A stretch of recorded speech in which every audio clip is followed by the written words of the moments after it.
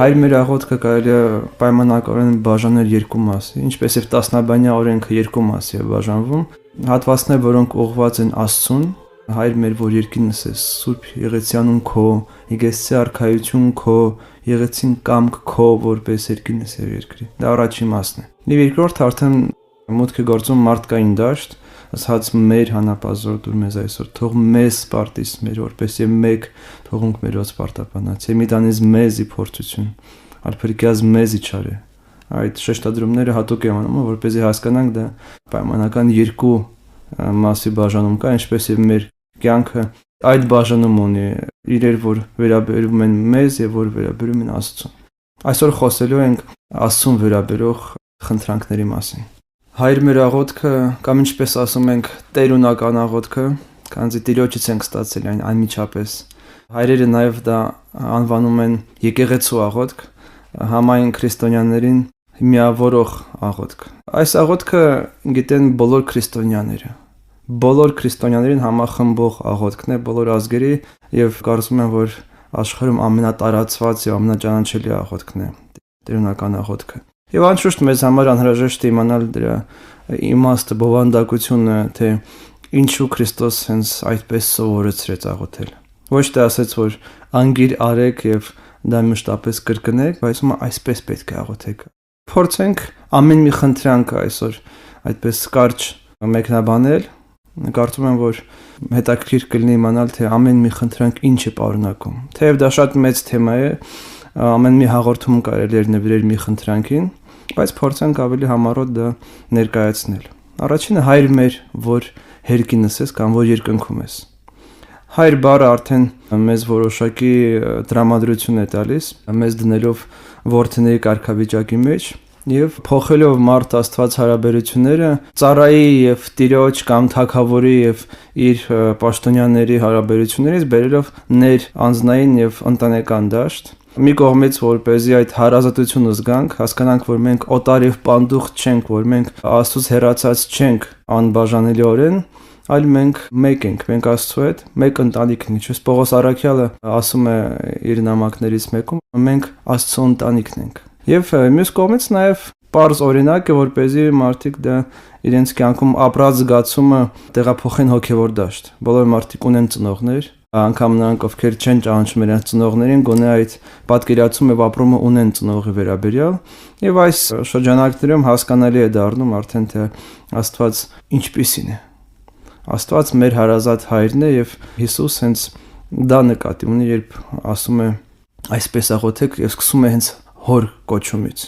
Թե Հիսուսն է ասում Հայր մեր եւ ասում է Հայր իմ, եւ մենք ենք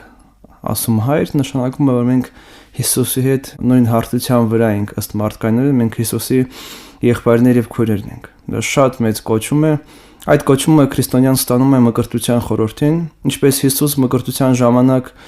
այդ վկայությունը ստացավ, երբ երկնավոր Հայրը ասաց, որ դա իմ որդին, որը ունի իմ ամբողջ բարեհաճությունը, նույնպես եւ մենք մկրտության ժամանակ որդեգրվում ենք Աստծուն, ստանում ենք Սուրբ Հոգին եւ Սուրբ Հոգու առաջնորդությամբ ճանապարհ ունենք մեր կոչումից հասնել դեպի իրականություն։ Մենք կոչված ենք որդիներ լինել եւ Սուրբ Հոգին մեզ առաջնորդելով բերում է դեպի ճշմարիտ որդիությունը։ Մենք մեր կորցրած որդիությունը գտնում ենք Հիսուսի մեջ։ Հիսուս ճշմարիտ որդին էր, իր հոր ճշմարիտ զավակ եւ մենք ամենքս Հիսուսին նմանվելով նույնպես դառնում ենք ինքնավոր հոր ճշմարիտ զավակներ։ Եվ Սուրբ Հոգին այստեղ շատ մեծ դեր ունի։ Պողոս Առաքյալը Գաղատացիներին ուղղված նամակում ասում է, որ նրանք, ովքեր առաջնորդվում են Սուրբ Հոգով, նրանք են Աստծո զավակները։ Այդ իսկ պատճառով աղոթքի առաջին իսկ բառերը մեզ միանգամից մտածելու, խորելու եւ ապրելու ճանապարհ են տալիս։ Եվ ասելով մեր, Հիսուս միախմբում է համայն մարդկությունը մեկ կոչման մեջ։ Մարդիկ շատ տարբեր են, մարդիկ որդեգրել են տարբեր ճանապարհներ, Աստծուց տարբեր ձևերով են հեռացել եւ միակ բանը, որ մեզ միավորում է, դա մեր որդեության գիտակցությունն է։ Երբ յուրաքանչյուր քրիստոնյա ասում է Հայր մեր, նա ընդունում է եւ Աստծուն որպես Հայր եւ մնացած մարդկանց, ովքեր որդեգրված են Աստծուն որպես իր հարազատ եղբայրներ եւ քույրեր եւ այստեղից արդեն բխում է այն սերը, որ մարդը պիտի ունենա դիմացիների նկատմամբ։ Եվ վերջո քրիստոնյա լինեն թե այլ կրոնի դավանող, բոլորի արարիչը նույն Աստված է։ Ուղղակի ոմանք ընդունեցին նրան, ոմանք ոչ։ Այո, Աստված երկու տեսակետից հայր է, որպես ստեղծող եւ արարիչ հայր է բոլոր մարդկանց։ Բայց մյուս կողմից որպես արդեն հոգեվոր ծնունդ տվող, նա նաեւ մեր հոգեվոր հայրն է եւ այդ առաջի տեսանկյունից բոլոր մարդիկ զավակներ են, հոգեվոր տեսանկյունից միայն նրանք, ովքեր որդեգրվել են Քրիստոսի միջոցով, ովքեր ստացել են այդ պարգևը, Սուրբ Հոգու շնորհը լինելու Աստծո ճշմարիտ զավակ, որովհետեւ երկրորդ կոչումը, որ ավելի բարձր է, ենթադրում է մարդու գիտակից որոշում։ Դավիթ Սարգսակ, միթե մյուս կրոններին պատկանող մարդիկ չեն կարող դիմել կրկին, ասենք մուսուլմանները, Աստծուն որպես հայր։ Մուսուլմանների մոտ խիստ արգելված է դա։ Իրենք չեն դիմում Աստծուն որպես հայր եւ դա անգամ վիրավորական եւ հայոյելից կարող է հնչել իրենց համար։ Իրենք ունեն 99 անուններ Աստծուն ուղղված, որոնք մշտապես իրենք կրկնում են, որոնց մեջ հայր կոչումը չկա։ Իրենց համար Աստված շատ բարձր է եւ մարդիկ միակ բանը, որ պետք է ունենան, այդ հնազանդությունն է, որ պետք է ծառան հնազանդվի իր Տիրոջը։ Այսինքն իրենք ծառայի կարգավիճակում են, ոչ զավակի։ Այո։ Իծնե իրենք որդիները, որտեղ Աստված իրան ստեղծել է, բայց մերժելով Քրիստոսի Աստված լինելը եւ մերժելով Սուրբ Հոգին, իրենք իրենց որդեությունը չեն գտնում, հոգեվոր որդեությունը։ Հրեաների մոտ գիտեք եղել է պատկերացումը Աստծո որպես հայր, բայց ավելի վերացական։ Եսայի մարգարեն ասում է դու ես մեր հայրը, դու ես մեր Տերը, եւ դա ավելի շատ վերաբերում է այդ առաջի կոչմանը, որ ինքը մեզ ստեղծողն է, բայց այդ հարազատությունը միայն Քրիստոսով է մեզ մատչելի դառնում։ Թեև ասում է, որ երկնքում ես, մի կողմից դա հեռացնում է։ Եթե ինքը երկնքում է, ապա մեր կապը կարող է շատ հեռավոր դառնալ, բայց դա ընդգծում է երկինքը ցույց տալով Աստծո ամենակարողությունը, որ նա ոչ միայն այստեղ է հայրն, նա ամբողջ տիեզերքի արարիչն է, նա Տերն է երկնքի, երկինքը անշուշտ ոչ թե նյութական երկինք, այլ հոգևոր աշխարհ է։ Եվ այդ աշխարհը լինելով հեռավոր, Աստծո եւ մեր հարաբերությամբ կամրջվում է եւ այս առաջի խնդրանքի մեջ միավորում ենք եւ երկրավորը եւ երկնայինը, որ մեր հայրն ես, մենք այստեղ ենք եւ երկնքում ես, այսինքն այդ երկու իրականությունները, որոնք իրարից շատ հեռու են, երկրավոր եւ երկնավոր աշխարհները, այդ մի խնդրանքով մենք միավորում ենք եւ դա նույնպես շատ մեծ խորհուրդ է։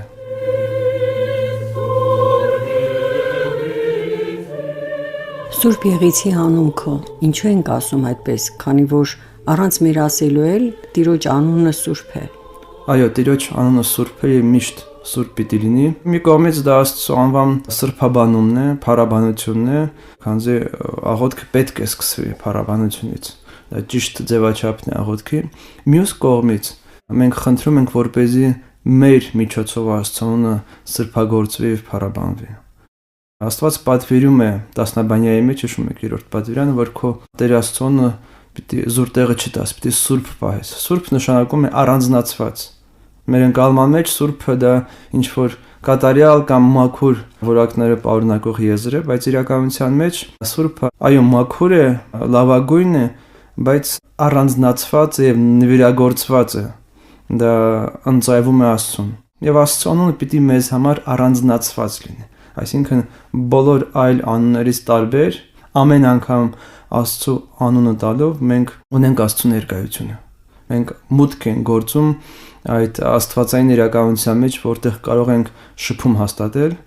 եւ այդ իսկ պատճառով արգելվում է Աստծո անունը զուր տեղը տալ։ Դա Աստծո պատվիրանի խախտումն է։ Դրա համար մենք խնդրում ենք, որպեսզի մենք սուրբ պահենք Աստծուն, դա մեզ համար առանձին լինի, դա մեզ համար նվիրական լինի եւ Աստծո անունը մեզ համար բանալի Աստծո հետ շփման մեջ։ Ընդհանրապես Աստծո անունը շատ կարևոր խորհուրդ է, Աստված իրեն բացահայտում էր մարգարեներին, Մովսեսին հայտնում է անվանում, այլ ոչ թե անունը։ Հիշում եք Ելից գրքի 3-րդ գլխի 14-րդ համարը մեր անկեղծ մորինու տեսքով Աստված հայտնվում է Մովսեսին։ Մովսես հարցնում է, թե ինչ է քո անունը։ Գնամ ժողովրդին ասեմ, ով է ինձ ուղարկել, եւ Աստված Մովսեսին հայտնում է ոչ թե իր անունը, այլ որոշակիորեն բացահայտում է իր էությունը, մեզ այն որ է, որ ասում են Յահվե կամ Եհովա։ Եհովա դա սխալ թարգմանությունն է, դա եբրայերեն լինել բայի հոլոված ձևն է։ Եբրայերեն դա հնչում է Էհեյե աշեր Էհեյե, ես կլինեմ այն ինչ որ կլինեմ։ Այսինքն դու չես կարող իմ անունը իմանալ, բայց ես քեզ բացահայտում եմ այն, որ ես այն Աստվածն եմ, որ միշտ կա, միշտ է։ Մյուս կողմից դա հնարավորություն է տալիս Աստծուն ավելի մատչելի դարձնելու։ Առանց Աստծո անունը իմանալու եւ ճանաչելու մարդը չի կարող հարաբերություն հաստատել, ինչպես ուրիշ մարդու անունը չիմանալու մենք չենք կարող երկխոսություն ունենալ։ Եվ Աստված մեզ տալիս է հնարավորություն, նոր ուխտում Հիսուս բացահայտում է իր անունը, այդ իսկ պատճառով առաքյալն ասում է, որ չկա այլ անուն երկնքի տակ, որով կարելի է փրկություն ունենալ միայն Հիսուս Քրիստոսի անունը։ Դա մեր փրկությունն է, եւ ամեն անգամ Հիսուս Քրիստոսի անունը տալով մենք Հիսուս Քրիստոսին ունենք մեր առաջ։ Այդ իսկ պատճառով այդ անունը պիտի մեզ համար սուրբ լինի եւ այդ անվամբ մենք պետք է մուտք գործենք Աստծո հետ երկխոսության մեջ։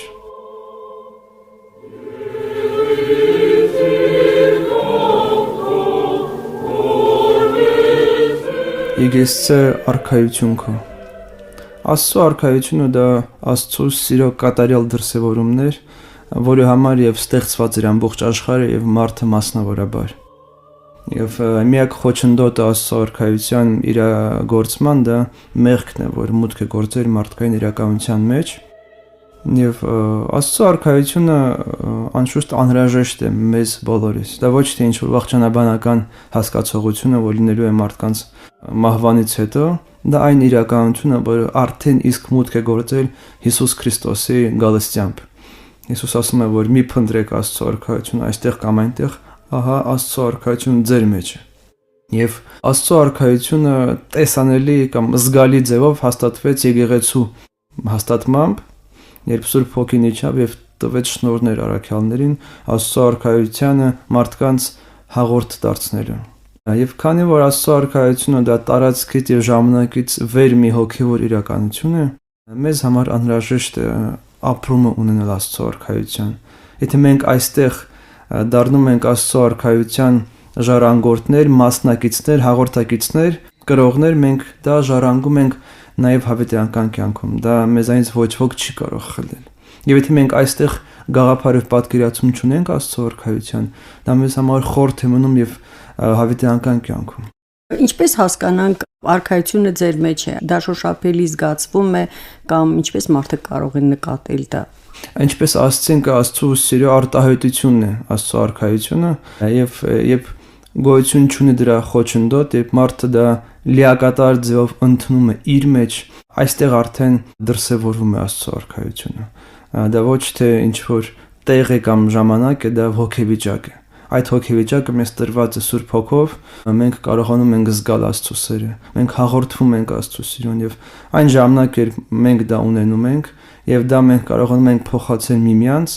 որտեղ երբ ասում է ձեր մեջ է, նաեւ ունի միջ անձնային հարաբերություններ եւ մենք այդ սերը կիսում ենք իրար մեջ։ Այն ժամանակ Աստծո արքայությունը մեզ համար զգալի է։ Երբ մենք ունենք Աստծո սերը մեր սրտերում բնակված եւ մենք դա ապրում ենք, բաշխում ենք միմյանց։ Այդ սիրո դրսևորումն է Աստծո արքայությունը, այդ իսկ պատճառով մենք դա խնդրում ենք, որպեսզի Աստծո սերը ինչպես դուրս է գալիս Աստծուց, այդպես եւ հասնի մեզ եւ մեզանից արդեն անդրադարձի եւ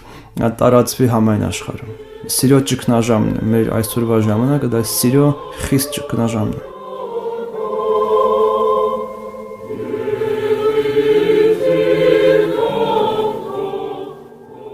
Ասում ենք եղեցին կամք քո որպես հերկինս եւ երկրի։ Դա անշուշտ փոխկապակցված է նախորդ խնդրանքի հետ, ինչու որտեվ Աստծո արքայությունը ենթադրում է արքայի կամքի դրսևորում, այսինքն ցանկացած թագավորության մեջ գոյություն ունի օրենք, որը թագավորի կամքն է, թագավորի օրենքն է եւ խոսքն է։ Այդպես եւ Աստծո արքայության մեջ, Աստծո սիրո դրսևորման այդ տարածքում պետք է լինի Աստծո կամքը։ Ինչու՞։ Չէ՞ որ մեզ ազատ կամք է տվել Աստված։ Հենց դրա համար ենք մենք խնդրում։ Աստծո կամքը անփոփոխ այն միշտ կա, ամբողջ տիեզերքը շարժվում է Աստծո կամքով։ Աստղերը, մոլորակները, ամբողջ բնությունը Եվ միակ տեղը, որտեղ Աստծո կամքը կարող է դրսևորվել կամ ոչ, դա մարդկային սիրտն է։ Եվ մենք խնդրում ենք, որպեսզի իրականանա Աստծո սիրո կամքը մեր մեջ նաև, մեր սրտերը հասնի եւ այլ մարդկանց սրտերը հասնի։ Ինչու որտեղ Աստծո կամքը բարի եւ կատարյալ, այս աշխարհում գոյություն ունեցող ամեն ինչից ամենագեղեցիկը, ամենակատարյալը, ամենաբարին Աստծո կամքն է։ Եվ մեզ անհրաժեշտ է անշուշտ այդ կամքը ունենալ, մեր կամքը ուղղել դեպի Աստվածային կամքը։ Մեր կամքը վնասված է մեղքով, մենք մաքրագործված չենք եւ պետք է մեր մարդկային ջանքերով հնազանդեցնենք մեր կամքը Աստծուն։ Ինչպես Հիսուս Գեթսեման պարտեզում երբ աղոթք է անում, ասում է՝ Հայր, ոչ թե իմ կամքը լինի, այլ քոնը։ Ցույց տալով, որ թե ինչպես պետք է մարդկայինը հնազանդեցնել Աստծուն։ Ոչ թե այդպես կույր ինչ որ հնազանդությամբ, այլ ճանաչելով Աստծո սերը։ Եվ դու գիտես, որ քեզ մեկը անչափ սիրում է, եւ գիտես, որ ինքը ամենակարող է, քեզ կարող է ամեն բան տալ, արդեն կարիք չունես կասկածելու եւ քո կամքը առաջ տանելու։ Գիտես, որ իր կամքը գերագույն բարիք է եւ խնդրում ես, որպեսզի խոչընդոտներ չլինեն իր կամքի դրսևորման թե քո անձնական կյանքում, թե ընդհանրապես այս աշխարհում։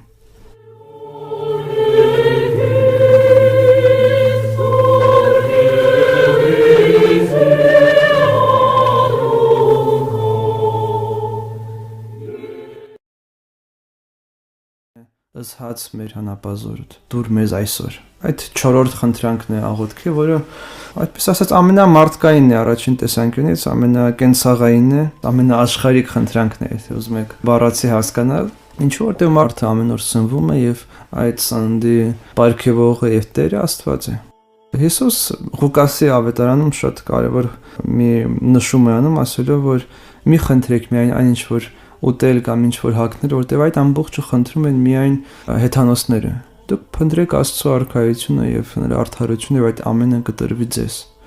Այդ իսկ խոսքերից պարզ է դառնում, որ միայն երկրավոր եւ նյութական հացի մասին խնդրելը բավական չէ։ Հիսուս ինքը իր մասին ասում է Հովհաննես ավետարանի 6-րդ գլխում, որ ես եմ հացը կենաց, ես եմ կյանքի հացը։ Ձեր հայրերը կենան մանանան, անապատում եւ մեռան, իսկ ով ուտի այս հացը չի մահանա։ Հիսուսն է ճշմարիտ հացը եւ ամեն անգամ խնդրելով մեր հանապազորյա հացը մենք խնդրում ենք, որպեսզի Հիսուս մեր կյանքում լինի։ Հացը նաեւ Աստծո խոսքն է, ինչպես Աստծո որդին է, լոգոսը Աստծո խոսքը, այդպես եւ Աստվածաշունչը Աստծո խոսքը մեր հոգեվոր հացն է։ Եվ Քրիստոս փորձվելով անապատում չարից սատանայից ասում է, որ գրված է. ոչ միայն հացով կապրի մարդ, այլ ամեն խոսքով դուրս է գալիս Աստծո բերանից։ Եվ մեզ անհրաժեշտ է այդ խոսքը, որպեսզի չարի կողմից մենք չփորձվենք։ Ամենամեծ փորձությունը, որ մարդը իր կյանքում անցնում է, դա այն փորձությունը, որ Հիսուս անցավ անապատում։ Օրվա հացի, այսինքն սովի փորձանքներ, գայթակղության, փառքի եւ Աստծուն գայթակղեցնելու, այսինքն այն 3 հանգամանքները, երբ մարդը կարողանում է սայթակել, եւ առաջինը հենց հացը։ Մարդիկ շատ անգամ իրենց հոգեվոր հացը ծախում են իրենց նյութական հացի համար։ Մարդիկ նախընտրում են նյութականը, նախընտրում են այս տեսանելի հացը, մի կողմ թողնելով ամենակարևորը, առանց որի չի կարող ապրել մարդու հոգին։ Ինչպես մեր մարմինները ապրում են նյութական սննդով, այդպես է մեր հոգին անհրաժեշտություն ունի ամեն օրյա հոգեվոր սննդի։ Այդ իսկ պատճառով մենք ամեն օր խնդրում ենք եւ ամեն օր Աստված մեզ պարգևում է հոգեվոր հացը։ Իր խոսքի տեսքով, ամենակարևորը Սուրբ հաղորդության տեսքով։ Ամեն պատարագին մենք ճաշակում ենք Հիսուս Քրիստոսի մարմինը եւ արյունը, որը մեր հոգեվոր հացն է։ Նյութական հացի տեսքով մենք ճաշակում ենք հոգեվոր հացը, Հիսուսի մարմինը եւ արյունը։ Եվ խնդրում ենք, որպեսզի միշտ արժանի լինենք։ Ինչպես մենք Աստծո կողմից արժանանում ենք նյութական օրհնությունների, մենք պետք է ջանք թափենք, որպեսզի արժանանանք հոգեվոր օրհնության եւ չմնանք այդ անտեսված վիճակում, երբ միայն ցանկությունները կան, պահանջները կան հոգեվոր քաղցը հագեցնելու, բայց հնարավորությունը չկա։ Մարդկանց բոլոր խելագար ցանկությունները, որոնք այսօր շատ տարածված են թե համացանցում, թե մեր տեսանելի աշխարհում, գալիս են մարդկանց հոգեվոր քաղցից։ Մարդը ունի ինչ-որ ներքին խորը պահանջ եւ դա հագեցնելու համար տարբեր միջոցներ է գրառում, թե հաճույքի տեսքով, թե ինչ-որ սոցիալական մեդիայում բոնուսներ հավաքելով, եւ այլ միջոցներ կան, որոնք մի կողմից մարդուն առժամայն հագեցնում են, բայց խորքի մեջ դա աղի ջուր է, որ մարդը խմելով էլ ավելի է ծարավում։ Այդ իսկ պատճառով մենք խնդրում ենք ճշմարիտ հոգևոր հացը, այդ հացը ոչ միայն հագեցնում է, դա տալիս մեզ խաղաղություն։ Երբ դու ունենում ես Աստծո հետ ճշմարիտ հարաբերություն, երբ դու ունենում ես Քրիստոսին քո մեջ, դու ունենում ես խաղաղություն, եւ այդ խաղաղությունը այս աշխարհից չէ։ Այդ խաղաղությամբ դու հզոր ես։ Տիրոջով դու հաղթահարում ես ամեն մի փորձություն։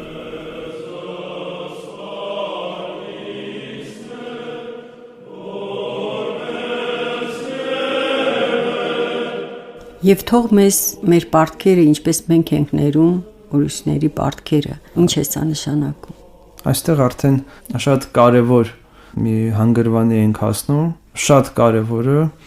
նաև մեր մեղքերի թողությունն է։ Մենք կարող ենք ունենալ Աստծո օրհնությունը, կարող ենք ունենալ հոգևոր հացը, բայց մեղանչական ենք, ինչպես Պողոս Առաքյալը Հռոմեացիներին ուղղված նամակում ասում է, որ ես այն ինչ որ ուզում եմ անել, չեմ անում։ Ինչ որ չեմ ուզում անել, անում եմ, ողբալի վիճակում եմ։ Եվ այդ վիճակում մենք ենք գտնվում եւ կարիք ունենք անշուշտ ներման։ Մենք ունենք մեղքերի հսկայական պարտամորակ, որը միայն Աստծո ողորմությամբ եւ սիրով ջնջվում է։ Սակայն նախապայմանը արդեն մենք մեր աղոթքով ենք սահմանում։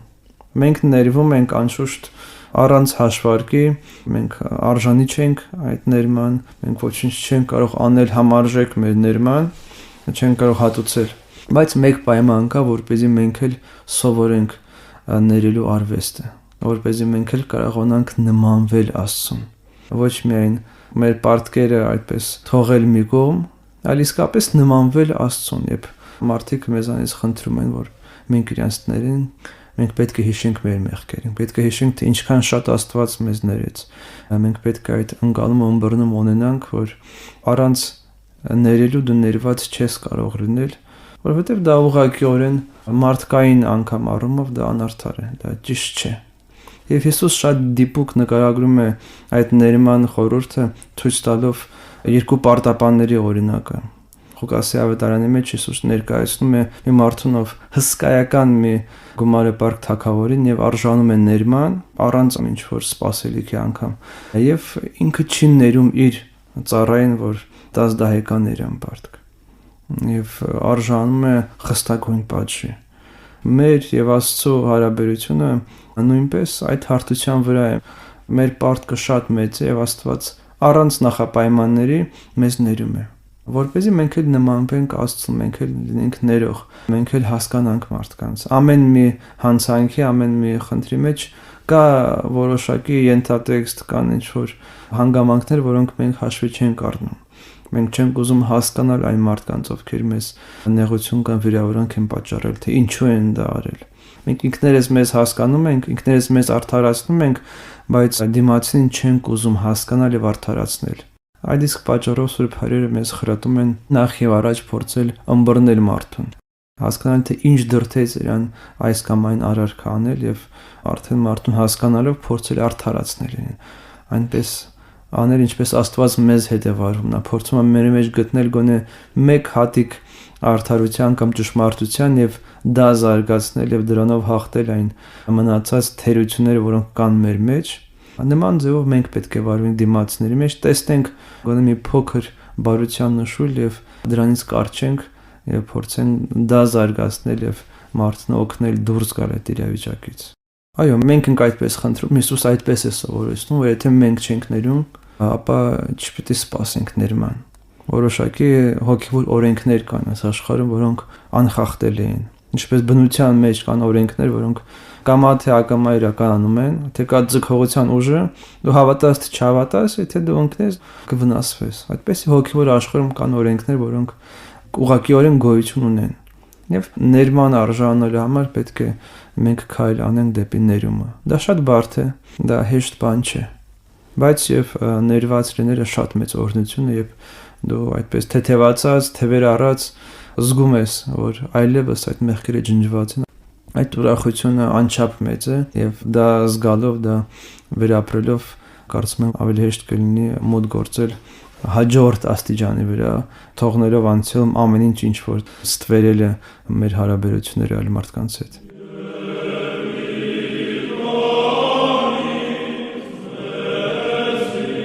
Դավիթ Սարգսակյան հաջորդը ամենահետաքրքիր հատվածն է սա, եւ մի տանիր մեզի փորձություն, այլ փրկյա մեզի չար է։ Միթե Աստված մարդուն տանում է փորձության։ Գիտեք, այս վերջին 6-րդ խնդրանքը շատերին գայթակղելու տեղիք է տալիս եւ գայթակղվելու ավելի շուտ։ Մեզ համար միանշանակ է, որ Աստված մեզ փորձության չի տանում։ Հակոբոս առաքյալը իր ընդհանրական նամակում ասում է, որ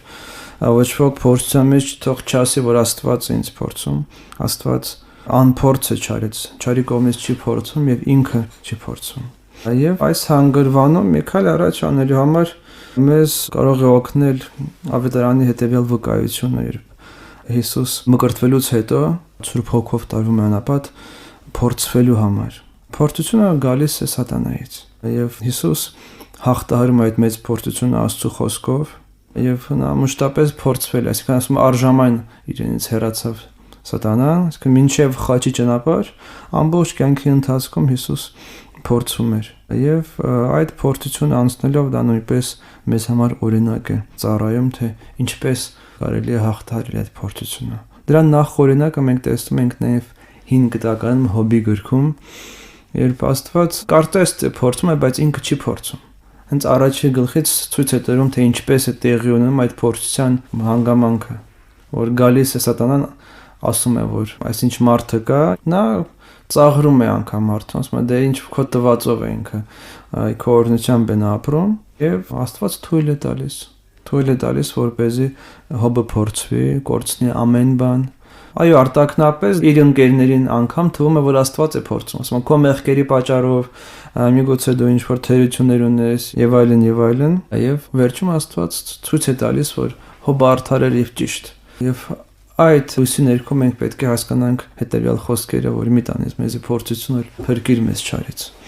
Մի թող որպեսզի մեզ չարը փորձի չափից ավելին, մեր ուժերի չափով թող մենք անցնենք այդ փորձությունը որպես ինչ-որ ամրապնդիչ միջոց։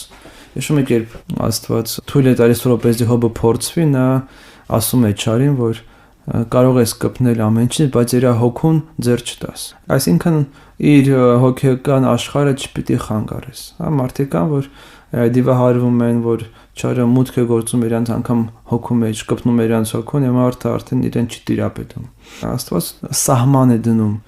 այդ փորձանքներին, թե ինչքանով կարող է չարը փորձի, ինչքանով չի կարող։ Եվ նման բան մենք խնդրում ենք, որպեսզի Աստված այդ սահմանը դնի,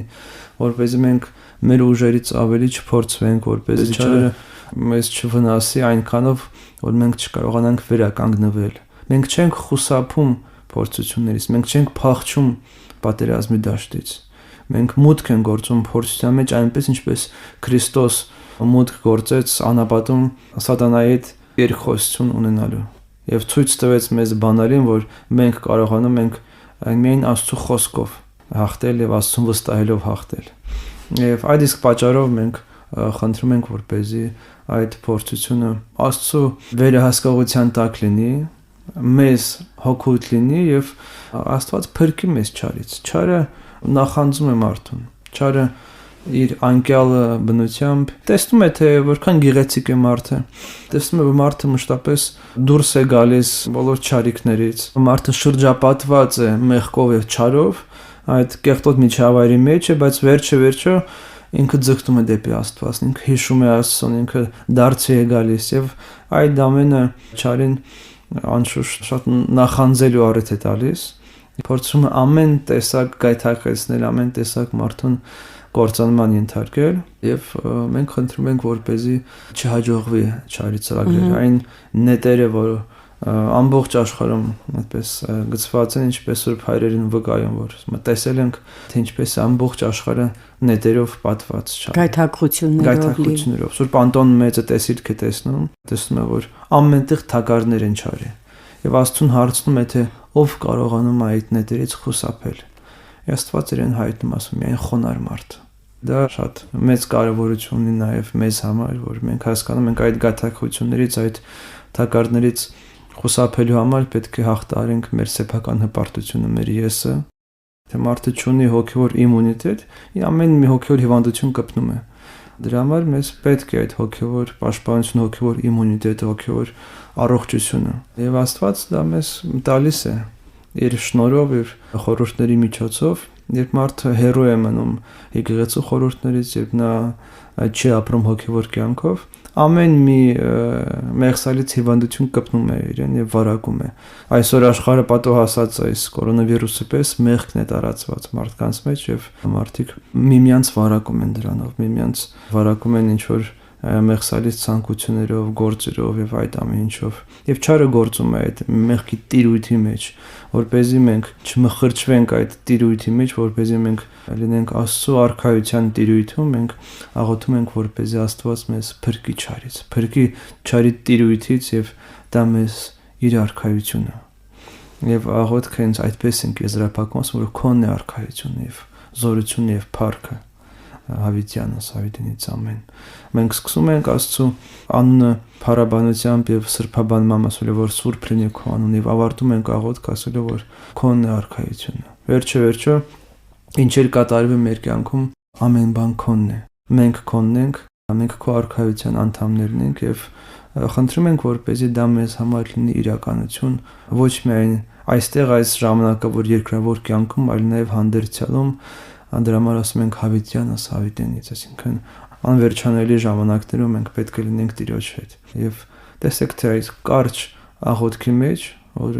մի րոպե չի զբաղեցնում, ինչքան խորհուրդ կա, ինչքան